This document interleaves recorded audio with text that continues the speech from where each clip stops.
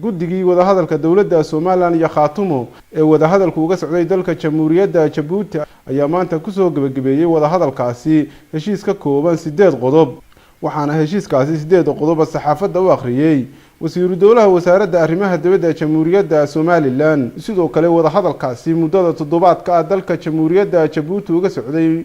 dawladda Somaliland iyo Khaatumo ayaa waxa ku soo dhamaaday jawi farxad leh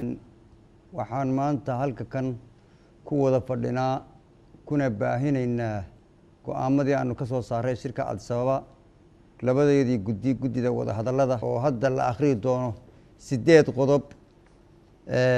oo aanu ku heshiinay maanta halkii aanu kii Addis-Ababana 11 hore kaga heshiinay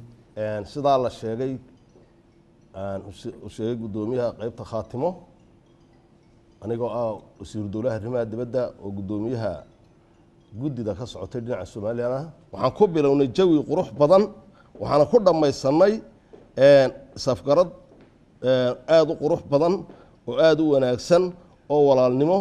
waxaan ka soo saaray 8 qodob 8 qodob ee ka soo saaray waxa number 1 waxa la isla qaatay in si sugan looga wada shaqeeyo arinta nabadeynta ee u dhaxaysa beelaha walaalaha ee bahararsame iyo qayaad si buuxdana u taageerno iskuna garab taagno guddida nabadeynta ee hawsha gacanta ku haysa imika eedeeduna waxa weeyaan waa in wixii faragelin ah gudaha iyo dibaddaba ee waxyeelayn kara nabadeynta labada beelood meel looga soo wada jeesto qodobka labaad waxaan si buuxda la iskula qaatay in hawlaha abaaraha iyo horumarinta deegaamadaasi la iska kaashado si wada jir ah qodobka saddexaad waxaan si wada jir ah ugu baaqaynaa in hay'adaha caalamiga ah iyo kuwa maxalliga ay ka wada howlgalaan dhammaan gobolada